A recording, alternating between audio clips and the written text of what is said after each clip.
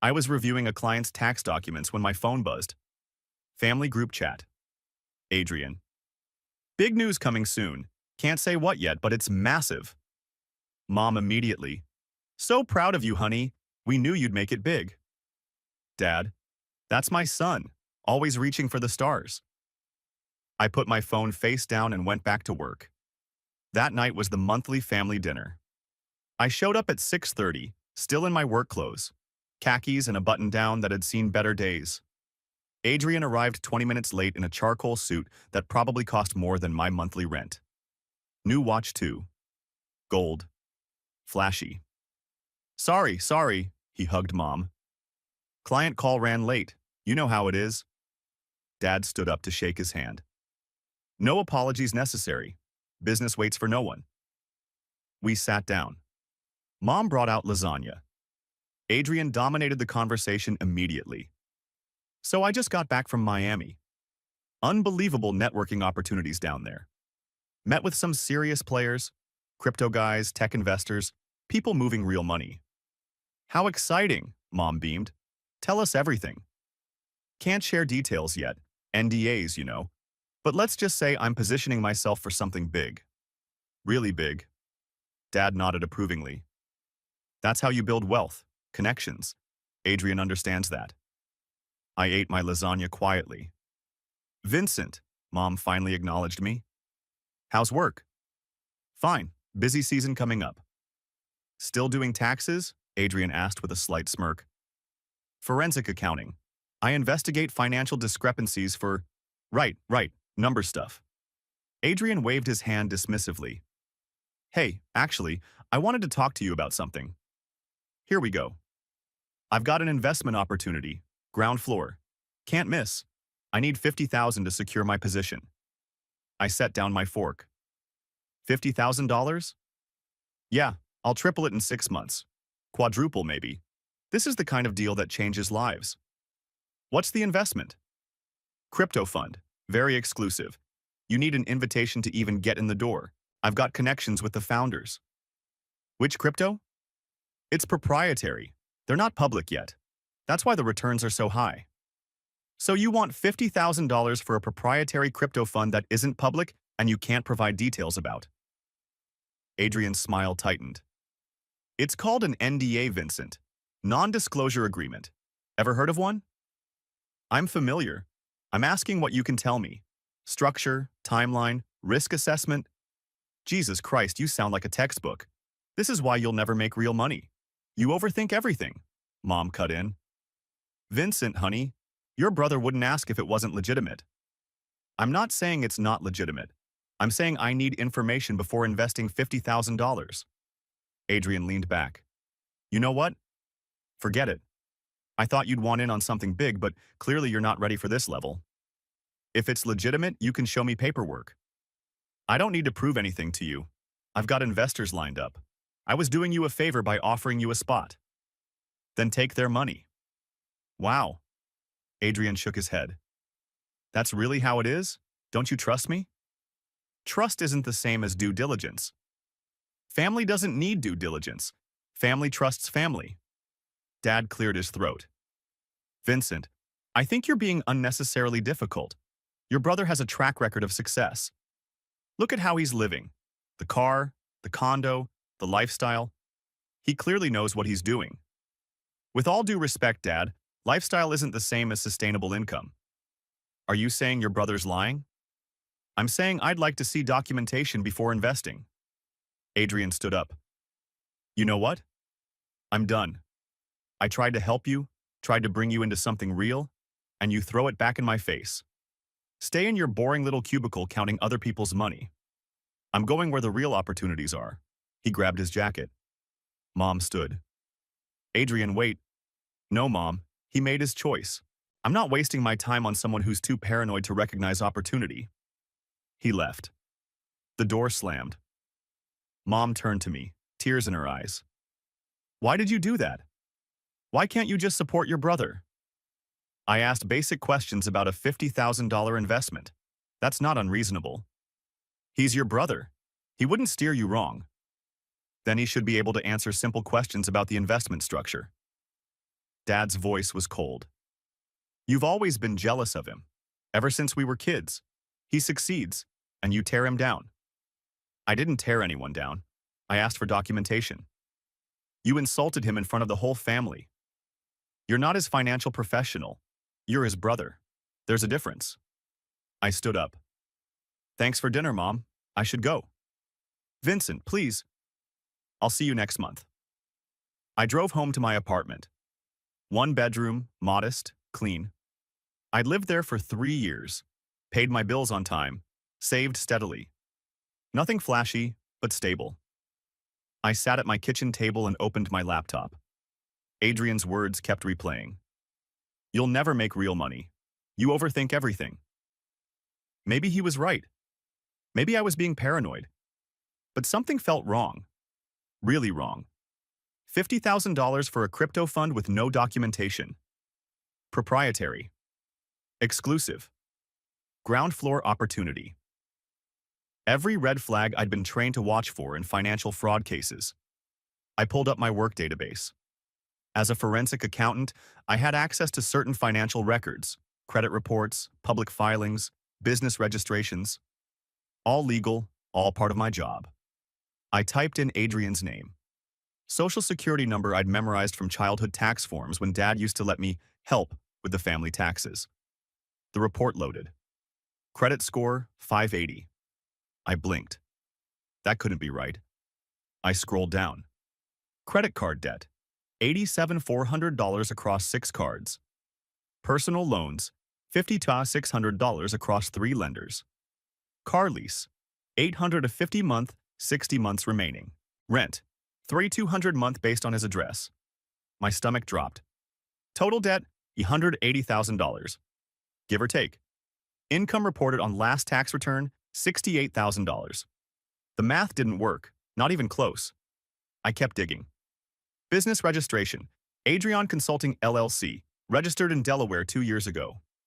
Bank account, Cayman Islands. Flagged for international wire transfers. I pulled the wire transfer records. Public information if you know where to look and have the right access. Transfers into Adrian's personal account from the Cayman LLC.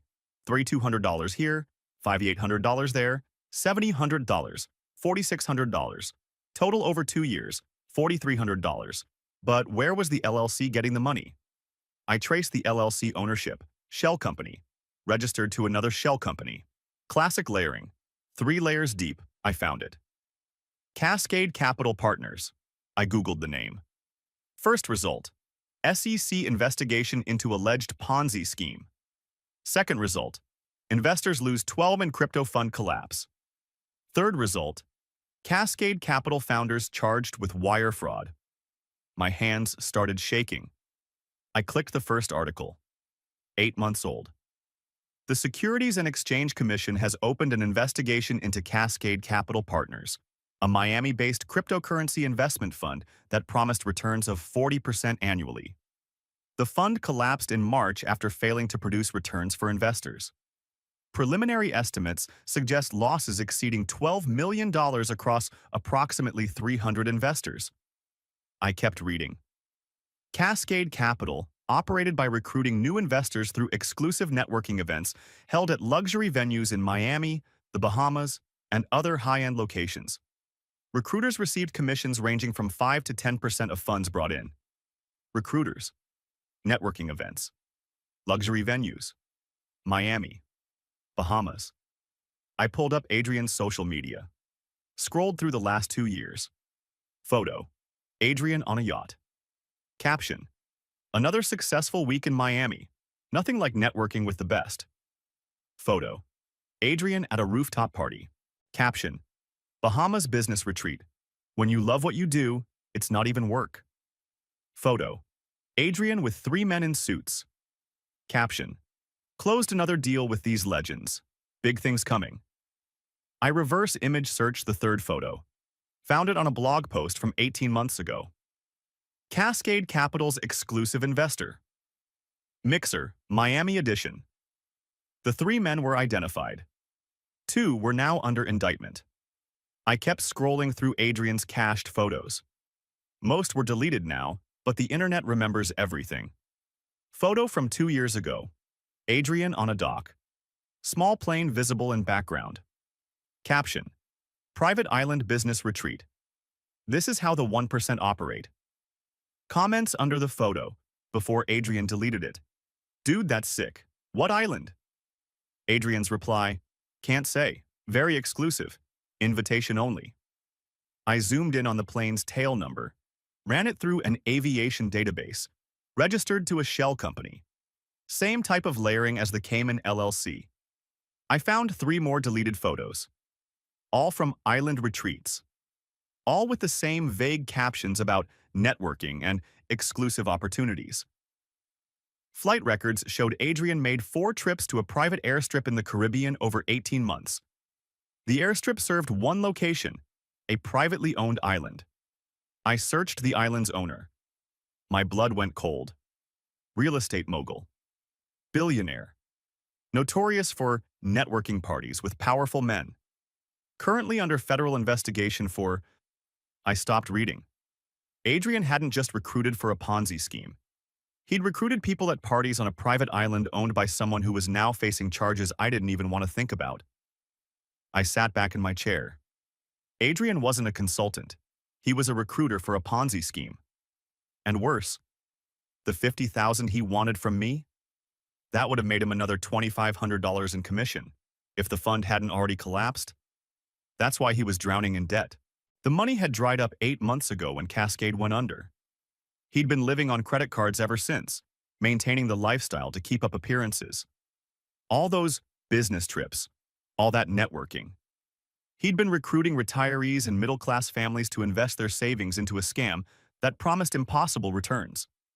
At parties on a private island owned by a man under federal investigation. And when it collapsed, he walked away with his commissions while they lost everything. My phone buzzed. Text from Adrian. Thanks for embarrassing me in front of the family. Real mature, Vincent. I stared at the message. Then at the screen full of evidence. Wire fraud. Securities violations. Participation in a Ponzi scheme. Private island parties with a man facing federal charges. My brother wasn't just in debt. He was a criminal. And my parents had no idea. I didn't sleep that night. Just sat at my kitchen table staring at the evidence spread across my laptop screen. Flight logs. Wire transfers. Deleted photos. SEC filings. By 3 a.m., I'd documented everything. Created a timeline. Cross-referenced dates with Adrian's social media posts and the Cascade Capital investigation. The pattern was clear. Adrian had made 4 trips to that island. Each trip corresponded with a spike in wire transfers to his account. Each transfer happened within a week of a successful networking event he'd posted about. He'd recruited people on that island, brought them into the Ponzi scheme, took his commission. And when the scheme collapsed 8 months ago, those people lost everything while Adrian walked away with $41,000 in his pocket. Money he'd already burned through on his lifestyle. Hence the $180,000 in debt. I needed to confront him. But not at a family dinner. Not with mom and dad there to defend him immediately. I texted him at 7 a.m. We need to talk, just us. Coffee at Fletcher's, 10 a.m. He didn't respond for an hour. Then, why? Me. Just show up. Adrian. This better not be more paranoid bullshit.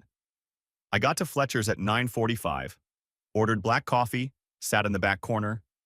Adrian walked in at 10:15. Sunglasses even though we were indoors. Designer jeans. Polo shirt that probably cost $200. He sat down without ordering anything. What's this about? I'm busy. I know about Cascade Capital. His face didn't change, but his jaw tightened just slightly. What are you talking about? I pulled out my phone, showed him the screenshot of the SEC investigation. Cascade Capital Partners, Miami-based crypto fund, Ponzi scheme, $12 million in losses. You were a recruiter. Got 5% commission on investments you brought in. Adrian stared at the screen, then laughed. That's what this is about? You think I was involved in some scam? I don't think. I know. I have your wire transfers from the Cayman LLC. 41,000 over 2 years, all from Cascade. His smile faded. I traced your flight logs. 4 trips to a private island in the Caribbean. The same island where Cascade held exclusive investor retreats. The same island owned by a guy who's now under federal investigation. Vincent, you recruited people at parties on that island, brought them into the fund, took your cut. And when it collapsed, you kept the money while they lost their retirement savings. Adrian leaned forward. You don't know what you're talking about. I'm a forensic accountant. This is literally what I do. I know exactly what I'm talking about. It was just networking. I didn't know it was a scam. You took 41,000 in commissions. You knew. His voice dropped. Prove it. I can, easily. Wire transfers, flight logs, cached social media posts. It's all documented. So what? You're going to report me? I should. I'm your brother. You're a criminal who scammed people out of their life savings. Adrian stood up. You self-righteous prick. You sit in your little office judging everyone, acting like you're so much better than me because you follow every stupid rule. I follow the law. That's not self-righteous. That's basic ethics. Ethics? You want to talk about ethics? You're threatening to destroy your own brother's life. You destroyed 300 people's lives. I'm just documenting it. His face went red. If you report me, I'll tell Mom and Dad you made everything up, that you've been jealous of me for years and you're trying to ruin me. Go ahead. I have evidence. What do you have? I have their trust. They'll believe me over you. Maybe, but that won't stop the FBI from investigating once I submit my report. Adrian's expression changed. Fear flickered across his face. Vincent, please. I'm drowning here. I made mistakes, okay? I admit it. But I can't go to prison. I can't. You should have thought about that before you recruited people into a Ponzi scheme. I'll pay it back. All of it. I'll get a real job. I'll pay back every cent. You can't pay back $12 million. Not the whole fund, just my commissions. I'll give back the 41,000. You don't have 41,000. You have negative 180,000. He sat down again. Put his head in his hands. I'm screwed. I'm completely screwed. Yeah, you are. He looked up. What do you want? Money? I'll get you the 50,000 somehow. Just don't report me. I don't want your money. I want you to face consequences. Please, I'm begging you. I'll do anything. I stood up. I'll think about it. But Adrian, stop lying. Stop recruiting. And figure out how to live within your means before you destroy yourself completely.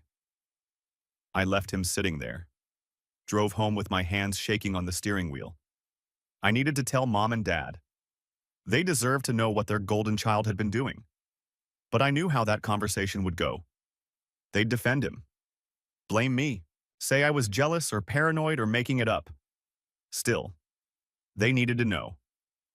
I called Mom that afternoon. Vincent, I'm so glad you called. I've been worried about you since last night. Mom, I need to talk to you and Dad. About Adrian. It's important. Oh, honey. If this is about the investment thing, Adrian feels terrible. He didn't mean to pressure you. It's not about that. Can you and Dad come over tonight? Or I can come there. What's this about? I'll explain when I see you, but it's serious. Pause. You're scaring me. I don't mean to. I just need you both to hear this. They came over at 7. Mom brought cookies, like this was a social visit. We sat in my living room. Dad looked uncomfortable in my second-hand armchair. So, Dad said, what's this about? I opened my laptop, pulled up the files I'd organized. Adrian's in trouble, serious trouble, and I need you to listen to everything before you react. Mom's face went pale. Is he sick? Did something happen? He's not sick, but he's involved in something illegal. That's ridiculous. Mom, please, just listen. I showed them everything.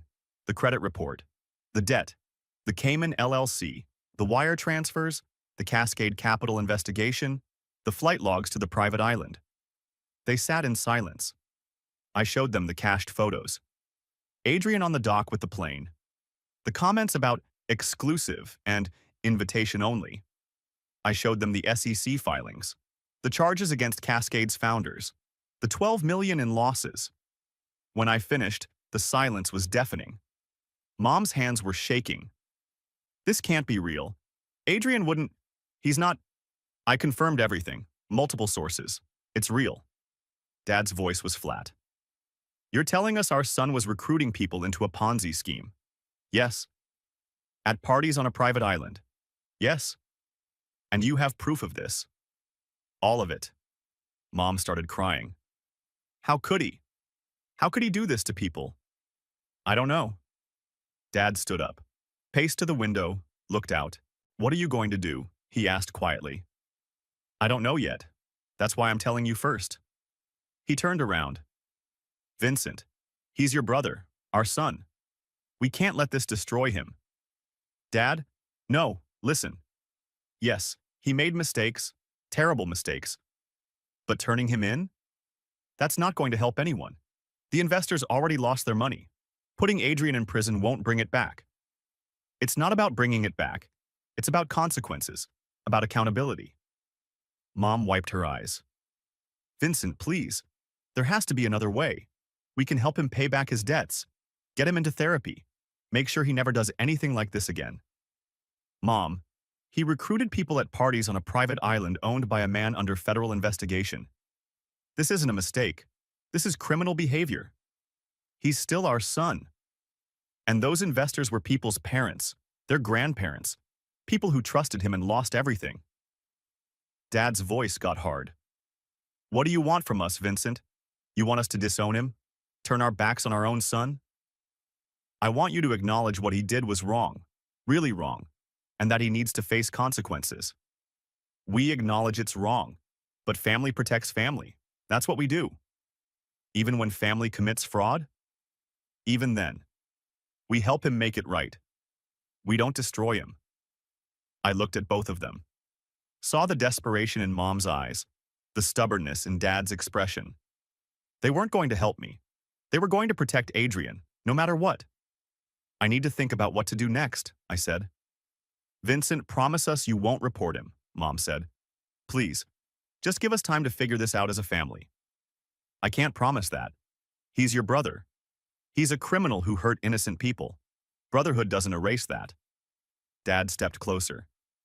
If you report him, you're choosing strangers over your own family. Is that really what you want? I'm choosing what's right. What's right is protecting your family.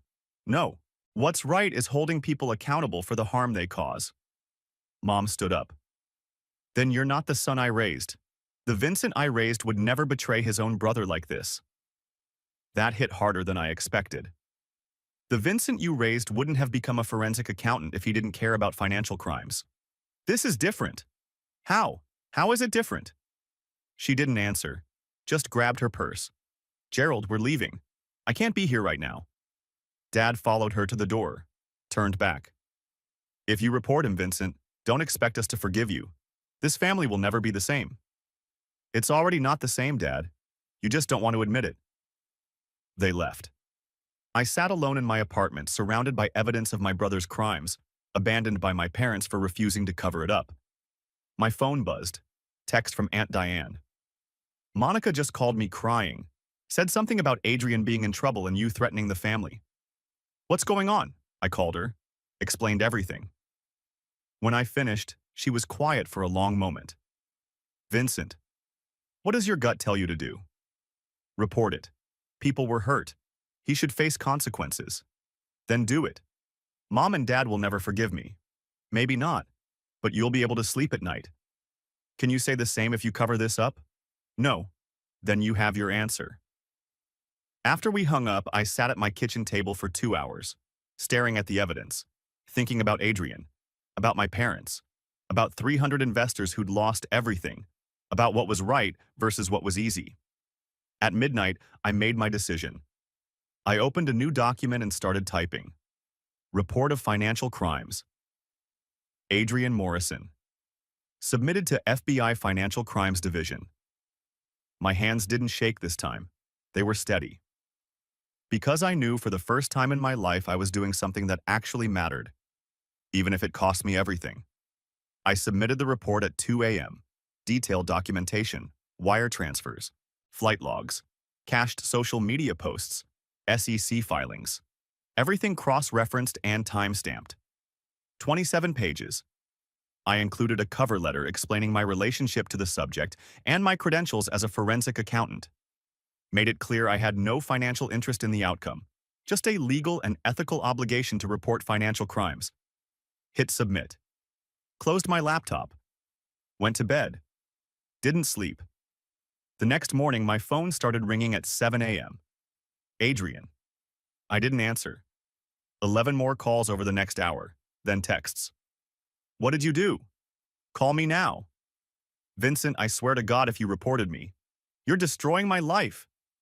How could you do this to me? I blocked his number. Mom called. Dad called. I sent them both to voicemail. Then Aunt Diane texted, "How are you holding up?" Me. "Okay, did it last night?" Diane. "Proud of you. This won't be easy, but you did the right thing." Me. "Doesn't feel right yet." Diane. "It will, eventually." 2 weeks of silence. I went to work, came home, ate alone, slept badly. No contact from my family. I'd expected that. What I hadn't expected was the relief. No more group chat drama. No more Adrian bragging about fake success. No more mom asking why I couldn't be more like my brother. Just quiet. 3 weeks after I submitted the report, I got a call from an unknown number. "Mr. Morrison, this is Special Agent Hayes with the FBI Financial Crimes Division. Do you have a few minutes to talk?" My stomach dropped. "Yes. We received your report regarding Adrian Morrison. I wanted to let you know we've opened an investigation based on your documentation." "Okay." "Your evidence was extremely thorough. We've been building a case against Cascade Capital's associates for months, but we didn't have Adrian Morrison on our radar. Your report filled in significant gaps. What happens now?" "We'll be conducting interviews, subpoenaing records, coordinating with the SEC. This will take time, but I wanted you to know your report is being taken seriously." "Thank you." "Mr. Morrison, what you did took courage. A lot of people wouldn't report a family member, but 300 investors lost their savings because of people like your brother. You gave them a chance at some measure of justice." After he hung up, I sat in my car outside my office for 20 minutes. 300 investors. Real people, with families, retirements, dreams. People Adrian had smiled at, charmed, recruited into a scam that promised impossible returns. People whose money had paid for his Porsche, his condo, his watches, his lifestyle. While he flew to private island parties and posted about networking with the 1%. 4 weeks after the call from Agent Hayes, Adrian got served with a subpoena. I know because Aunt Diane told me. Apparently, the whole family knew within an hour. Adrian called an emergency family meeting at my parents' house. I wasn't invited, but Aunt Diane was. And she recorded the whole thing on her phone. She sent me the audio file that night. I listened to it once. It was enough. Adrian's voice panicked. "The FBI is investigating me. They have documents, wire transfers, everything. Someone reported me." Mom. "Who would do that?" Long pause. Adrian. "Vincent." Chaos. Everyone talking at once. Dad's voice cutting through. "Are you sure?" Adrian. "Who else knew? Who else would have access to all that information? It was him. It had to be him." Mom crying. "He really did it. He really turned in his own brother." Dad. "I'll call him. We'll fix this. We'll explain it was a misunderstanding." Adrian. "It's too late. The FBI doesn't investigate misunderstandings. I could go to prison." Someone else sounded like my uncle. "What exactly did you do, Adrian?" Adrian. "I didn't do anything. I was just networking, connecting people with investment opportunities." Aunt Diane's voice.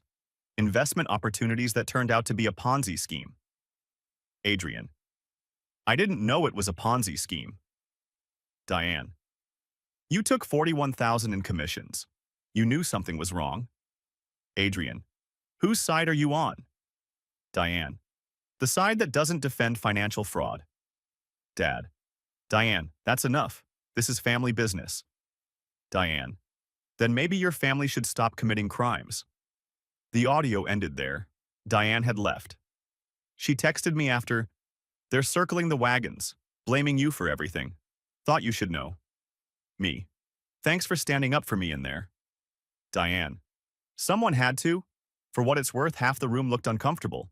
They just won't say it out loud." 2 months after the subpoena, the family made their position official. Group text from Dad, to everyone except me, but Aunt Diane forwarded it.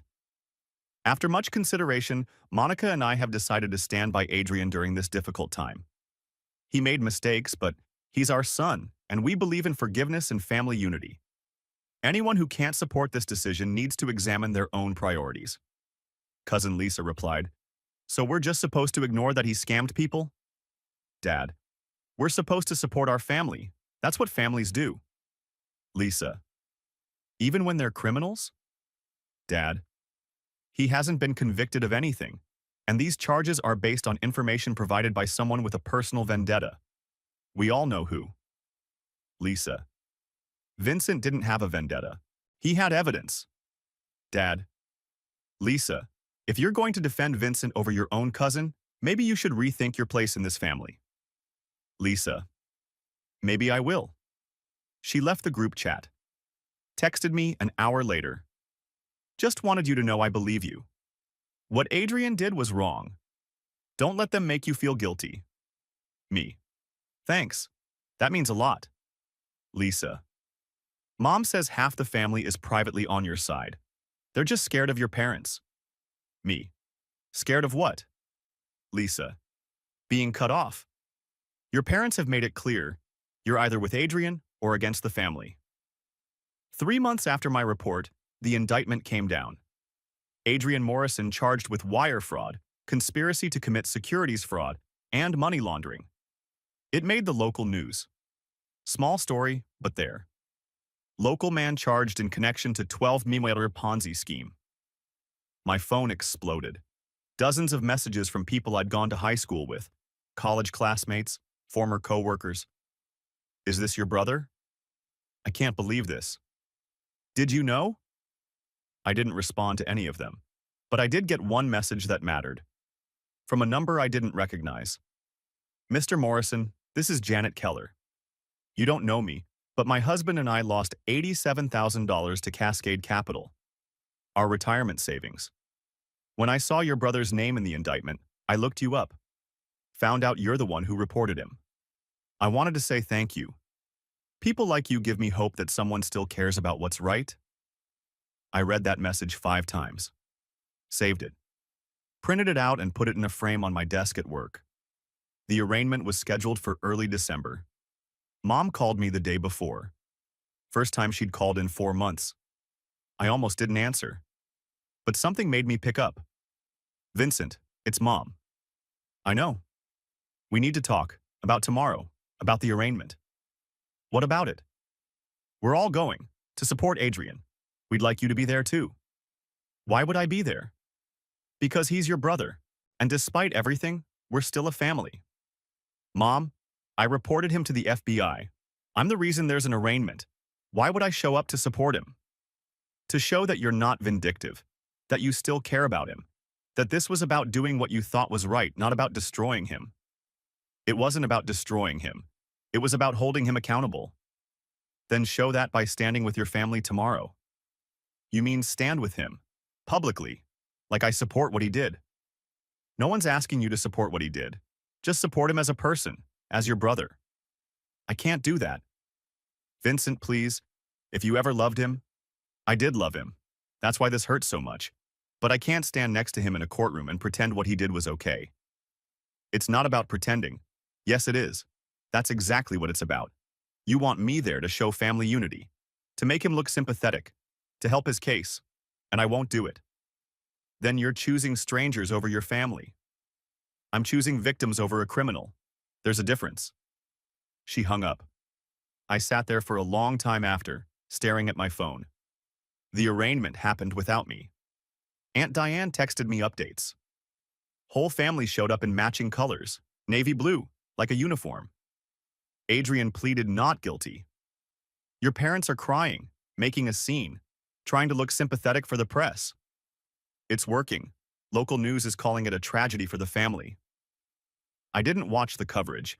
The preliminary hearing was set for February, 2 months away. In that time, Adrian's lawyer tried every tactic, claiming the evidence was obtained illegally. It wasn't. I had legal access through my work. Claiming I had a personal vendetta. I didn't. I had a professional obligation. Claiming Adrian was a victim himself, manipulated by Cascade's founders. He wasn't. He knew exactly what he was doing and took his cut. Every motion was denied. The prosecution's case was solid, because I'd documented everything. In January, Adrian's lawyer reached out to me directly. Left a voicemail. "Mr. Morrison, this is David Blackwell representing your brother. I'd like to discuss your testimony at the upcoming hearing. It's in everyone's best interest to present a united front. Please call me back." I didn't. He called again. "Mr. Morrison, I understand there's been family tension, but this is about your brother's future. A conviction could mean years in prison. I'm sure that's not what you want. We should talk." I called Agent Hayes instead. "Is Adrian's lawyer allowed to contact me like this?" "Technically, yes, but it's inappropriate. He's trying to influence your testimony. Don't engage with him." "I won't." "Good. Because we need you for the hearing. Your testimony is crucial." "I'll be there." The hearing was February 14th, Valentine's Day. Ironic. I took the day off work, wore a suit, drove to the courthouse. The prosecution had prepped me the week before. What to expect, how to answer questions, staying calm under cross-examination. I walked into the courtroom at 9 a.m.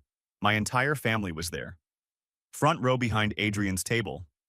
Mom, Dad, Adrian, aunts, uncles, cousins I hadn't seen in years. All wearing navy blue again.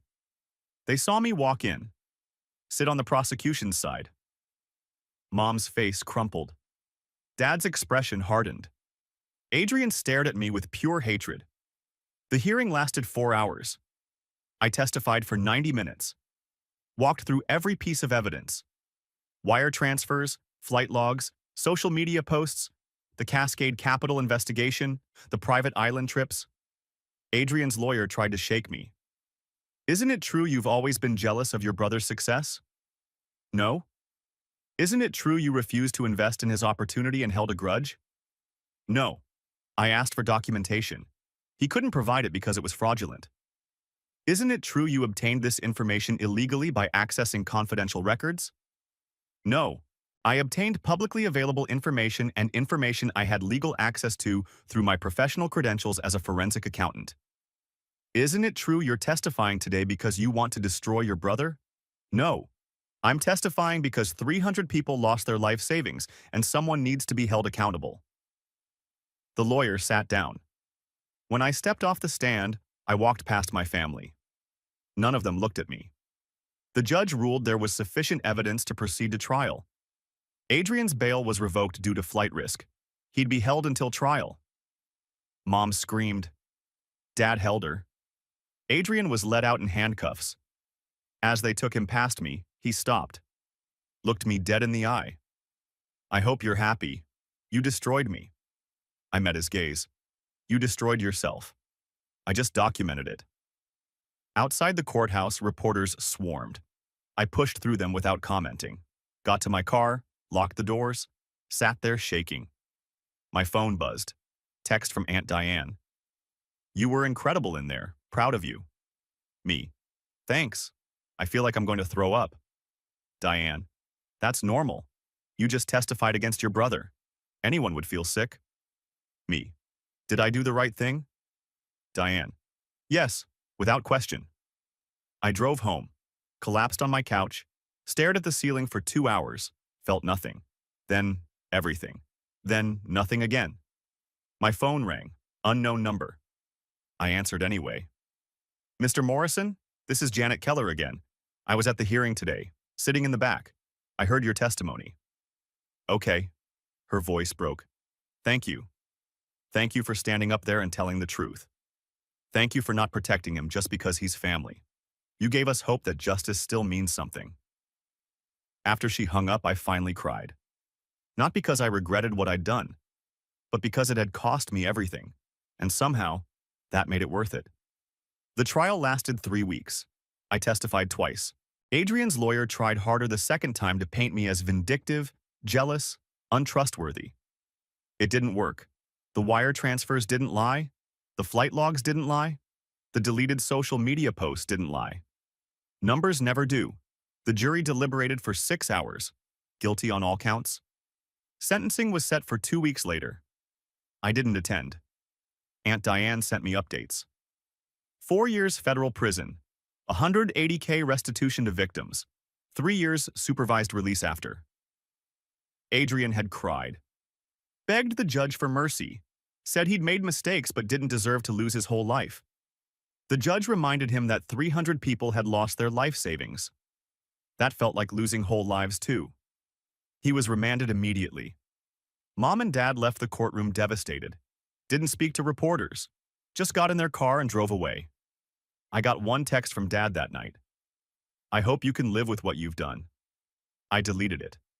6 months after Adrian went to prison, Mom called from another new number. I answered.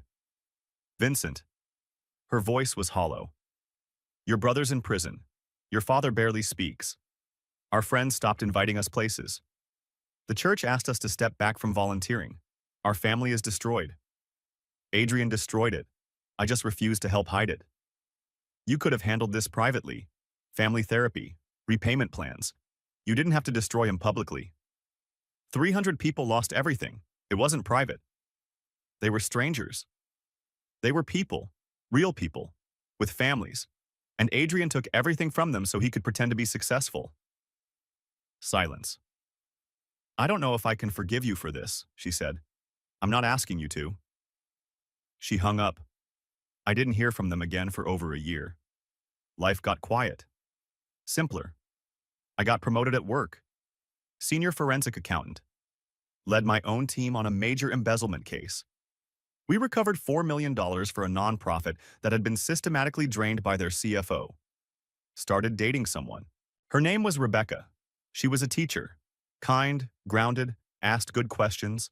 Told her about Adrian on our 5th date. That must have been impossible, she said. It was necessary. Still, losing your family over doing the right thing, that's not fair. Life's not fair, but at least I can sleep at night, she smiled. That's what I like about you. You actually mean that. 2 years after Adrian went to prison, I got a letter. From him.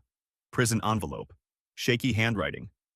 Vincent, I've had a lot of time to think.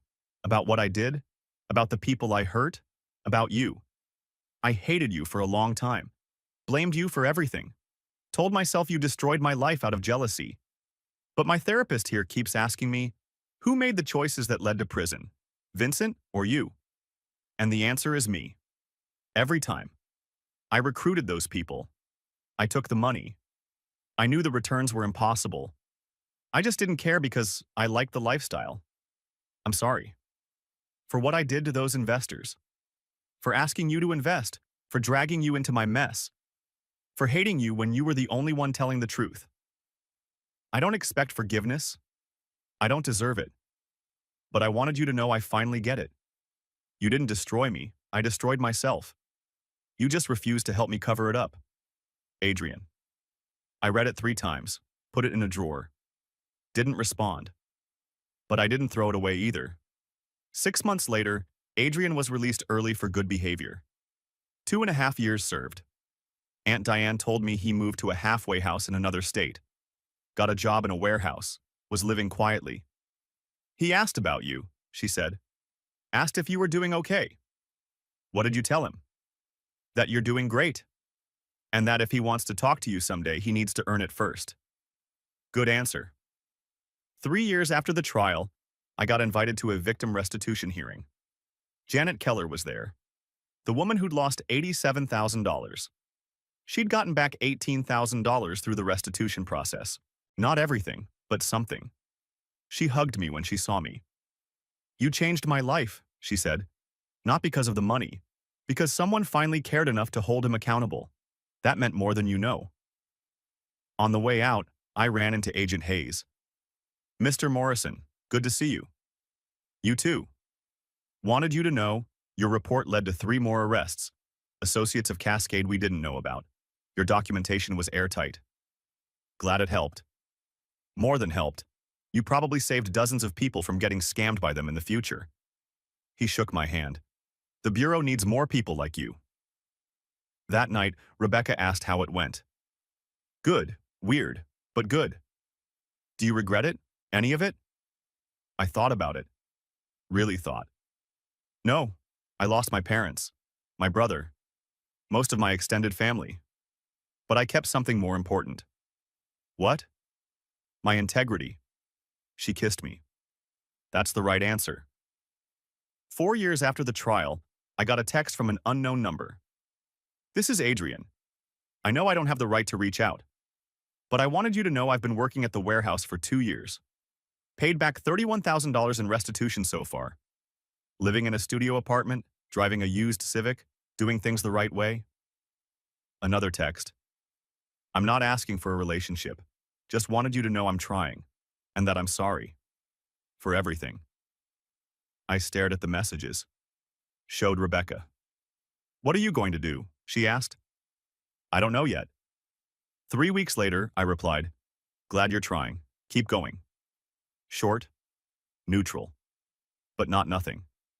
He didn't respond, didn't push, just left it alone. That felt right. 5 years after the trial, my parents called. Both of them. Together. Speakerphone. Vincent, we'd like to talk, if you're willing. I met them at a coffee shop, neutral ground. They looked older, smaller somehow. We sat in silence for a minute. Then Dad spoke. We were wrong. About everything. About Adrian. About asking you to cover for him. About cutting you off when you did the right thing.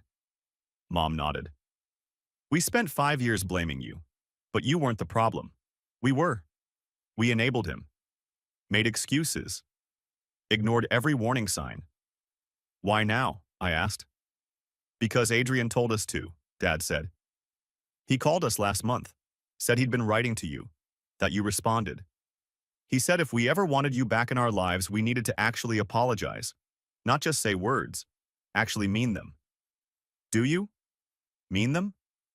Yes, Mom said. Her eyes filled with tears. I'm so sorry, Vincent, for everything. For choosing him over you.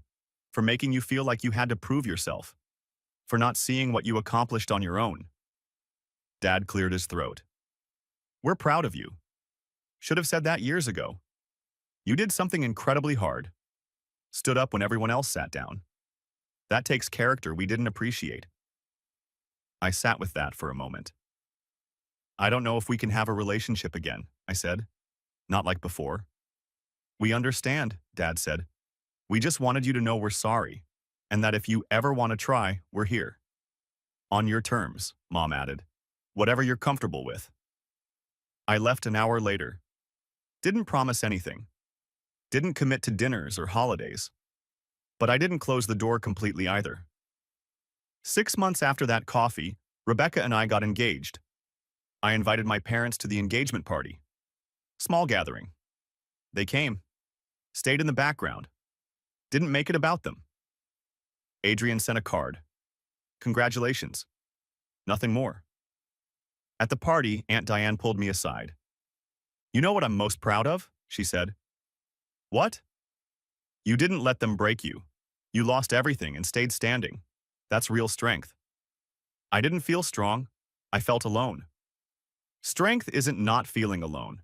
It's doing the right thing even when you are alone. I thought about that a lot after. 7 years after the trial, Adrian paid off his full restitution. $180,000. Took him 5 years of warehouse work, night shifts, living in a studio apartment, driving that used Civic. He texted me when he made the final payment. Done, finally. Me. That's good, really good. Him. Thank you. For what you did. Took me 7 years to say it, but thank you. Me. You did the work, that's on you. Him. Still. Thank you. We started texting occasionally after that.